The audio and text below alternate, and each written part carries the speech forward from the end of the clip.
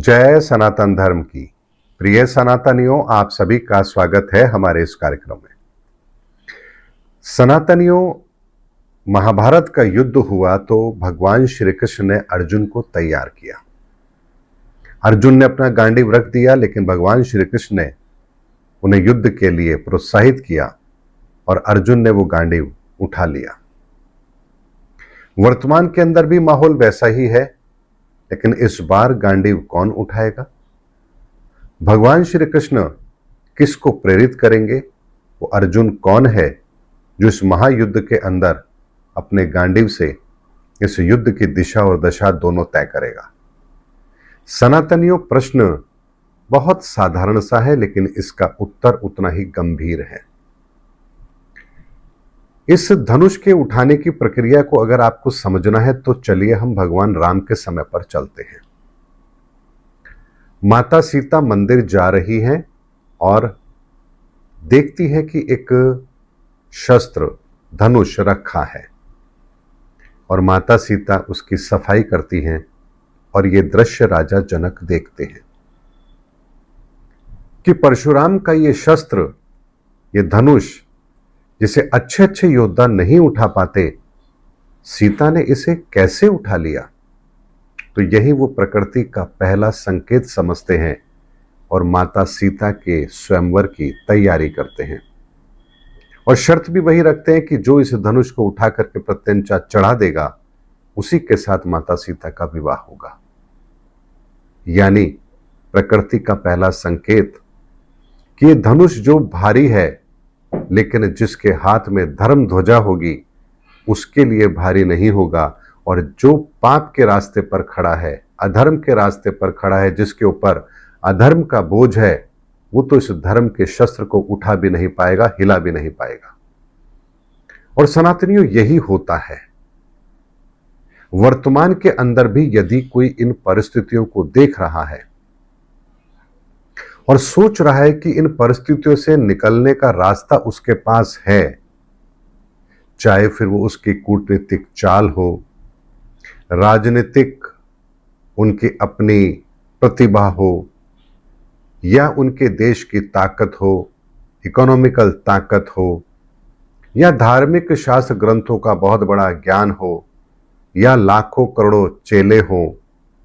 या उन्होंने बहुत भीतर के अनुभव ले लिए हों, चाहे जो मर्जी उनके पास ताकत हो, जिसके द्वारा वो ये समझ रहे हैं कि वो इस वर्तमान समस्या का मुकाबला कर लेंगे, दुनिया को सही रास्ता दिखा देंगे, तो ये उन सब की सबसे बड़ी भूल होगी। क्योंकि वर्तमान का जो समय है और इस समय में प्रकृति ने जो गांडीव तय किया है, उस गांडीव को वही उठा पाएगा जिसके भीतर लेश मात्र भी स्वार्थ नहीं होगा, जिसके भीतर लेश मात्र भी स्वार्थ नहीं होगा, परमार्थ की भावना होगी, जन कल्याण की भावना होगी, धर्म के स्तर से बहुत ऊपर की उनकी सोच होगी। 800 करोड़ लोगों का जीवन का कैसे कल्याण किया जाए, ये दृष्टिकोण जिनका होगा, उनके पास ही धर्म की ताकत होगी और वही इस वर्तमान के समय के गांडीव को उठा पाएंगे और लक्ष्य को भेद पाएंगे। उसके अतिरिक्त यदि आप किसी भी तरह की कल्पना कर रहे हैं कि हाँ, मेरे पास तो शास्त्र ग्रंथों का अध्ययन है, मैंने तो हिमालय के अंदर इतनी तपस्याएं की हैं, मेरा तो इतना बड़ा मठ है, मैं तो शंकराचार्य हूं, मेरे तो इतने चेले हैं, अरे मैंने तो बहुत लोगों को नामदान दिया है, मैं तो ऐसा हूं, मेरे पास राजनीतिक ताकत है, मेरे पास पैसों की ताकत है, मैं विश्व का सबसे ताकतवर इंसान हूं, मैं विश्व के सबसे बड़े राष्ट्र का राष्ट्राध्यक्ष हूं। अगर ऐसी कोई भी मंत्रणा आप कर रहे हैं, विचार कर रहे हैं और अपना आकलन उस आधार पर कर रहे हैं, तो समझ लीजिए कि आप रावण की भूमिका में हैं। जैसे रावण को भी अभिमान था अपनी ताकत का, और लेकिन जब वो धनुष के पास जाता है तो उसे हिला भी नहीं पाता। ठीक इसी तरह वर्तमान की परिस्थितियां उस महासंग्राम में उस धनुष की भांति है, जिन परिस्थितियों को उठा पाना, उस पर प्रत्यंचा चढ़ा पाना, और बाण से लक्ष्य को भेद पाना, ये केवल और केवल उनके लिए संभव होगा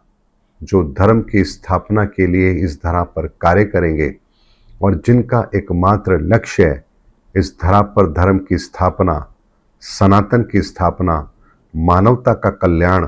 और 800 करोड़ लोगों के जीवन को एक नई दिशा देना होगा। एकमात्र यही लक्ष्य जिनका होगा और जिनका पूर्ण समर्पण भाव ईश्वर के प्रति होगा और जो स्वयं के लिए ना कभी कुछ चाहेंगे और ना ही कहीं कुछ उन्हें पाने की कामना होगी, ऐसे व्यक्तित्व का चयन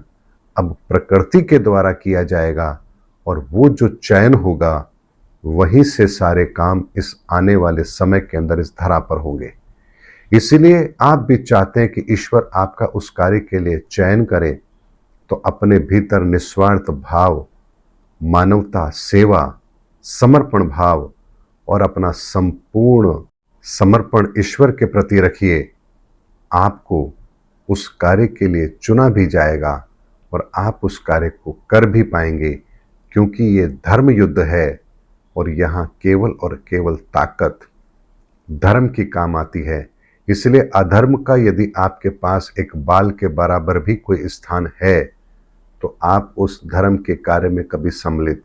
नहीं हो पाएंगे। इसीलिए आज ही अपने आप को अधर्म के रास्ते से धर्म के रास्ते पर ले आइए और ईश्वर से प्रार्थना कीजिए कि हे ईश्वर,